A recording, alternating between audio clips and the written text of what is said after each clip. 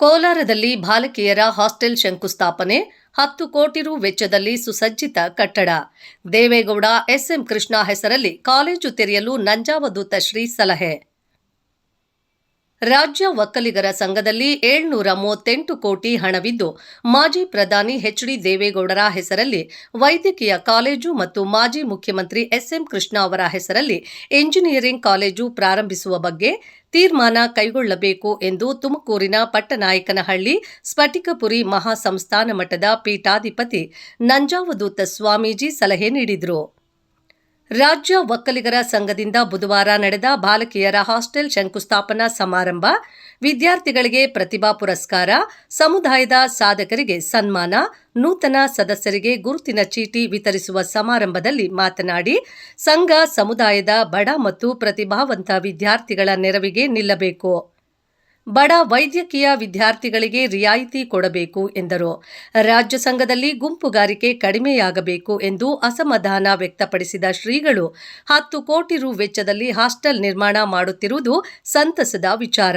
ಸಂಘದಿಂದ ಕೈಗೊಳ್ಳುವ ಕಾಮಗಾರಿಗಳನ್ನು ಟೆಂಡರ್ ಕೊಟ್ಟು ಮಾದರಿ ಸಂಘವನ್ನ ಕಟ್ಟಬೇಕು ಎಂದು ನುಡಿದರು.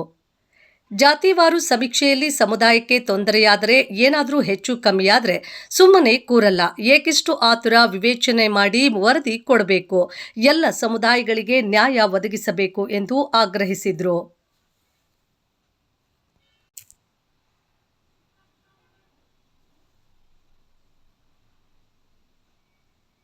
ಕೋಲಾರದಲ್ಲಿ ನಿರ್ಮಿಸುತ್ತಿರುವ ವಾಣಿಜ್ಯ ಸಂಕೀರ್ಣಕ್ಕೆ ರಾಜ್ಯ ಸಂಘದಿಂದ 50 ಲಕ್ಷ ರು ಅನುದಾನ ಕೊಡಿ ಎಂದು ಸ್ವಾಮೀಜಿ ತಿಳಿಸಿದರು. ಜನಪದ ಗಾಯಕ ಗೋನ ಸ್ವಾಮಿ ಸೇರಿದಂತೆ ವಿವಿಧ ಕ್ಷೇತ್ರಗಳ ಸಾಧಕರನ್ನ ಸನ್ಮಾನಿಸಲಾಯಿತು. ಎಸ್ಎಸ್ಎಲ್ಸಿ, ಪಿಯುಸಿಯಲ್ಲಿ ಹೆಚ್ಚು ಅಂಕ ಪಡೆದ ಸಮುದಾಯದ ವಿದ್ಯಾರ್ಥಿಗಳನ್ನು ಸತ್ಕರಿಸಲಾಯಿತು.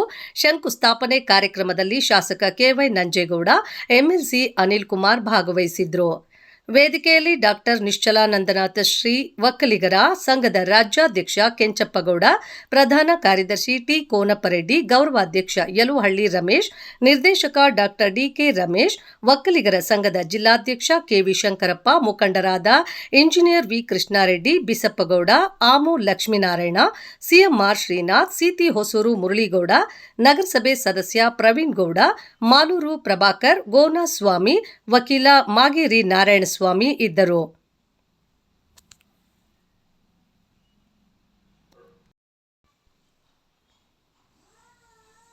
ಸೈಟ್ ಗೊಂದಲ ಬಗೆಹರಿಸಿದ ಎಸ್ಪಿ ದೇವರಾಜ್.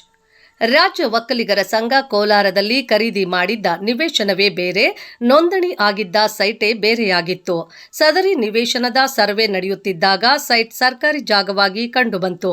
ಗೊಂದಲಕ್ಕೀಡಾದ ಹಿರಿಯರು ಅಂದಿನ ಎಸ್ಪಿ ದೇವರಾಜ್ ಅವರ ಬಳಿ ಅಳಲು ತೋಡಿಕೊಂಡಾಗ ಇಬ್ಬರ ಕೈ ಚಳಕದಿಂದಾಗಿ ನಿವೇಶನ ಅದಲು ಬದಲಾಗಿರುವುದು ಕಂಡುಬಂತು. ಸಮುದಾಯಕ್ಕೆ ಇಡೀ ಊರಿಗಾಗುವಷ್ಟು ಉಂಡೆನಾಮ ತಿಕ್ಕಿರುವುದು ಕಂಡುಬಂತು. ತಕ್ಷಣ ಎಚ್ಚೆತ್ತ ಎಸ್ಪಿ ಇಬ್ಬರು ಪ್ರಭಾವಿಗಳನ್ನ ಕರೆಸಿ ಬದಲಿ ಸೈಟ್ ನೀಡುವಂತೆ ಮನವೊಲಿಸುವ ಮೂಲಕ ಒಕ್ಕಲಿಗರ ಸಂಘಕ್ಕೆ ಸಿ. ಬೈರೇಗೌಡ ನಗರದಲ್ಲಿ ಸುಮಾರು 5-6 ಕೋಟಿ ರು ಮೌಲ್ಯದ 1 ಎಕರೆ ಪರ್ಯಾಯ ಜಮೀನನ್ನ ಕೊಡಿಸುವಲ್ಲಿ ಯಶಸ್ವಿಯಾಗಿದ್ದರಿಂದಾಗಿ ಇಂದಿನ ಸಮಾರಂಭದಲ್ಲಿ ಒಕ್ಕಲಿಗರ ಸಂಘದ ನಿರ್ದೇಶಕ ಡಾಕ್ಟರ್ ಡಿಕೆ ರಮೇಶ್ ಅವರು ಡಿಸಿಪಿ ದೇವರಾಜ್ ಅವರನ್ನ ಕೊಂಡಾಡುವ ಮೂಲಕ ಉಪಕಾರವನ್ನು ಸ್ಮರಿಸಿದರು.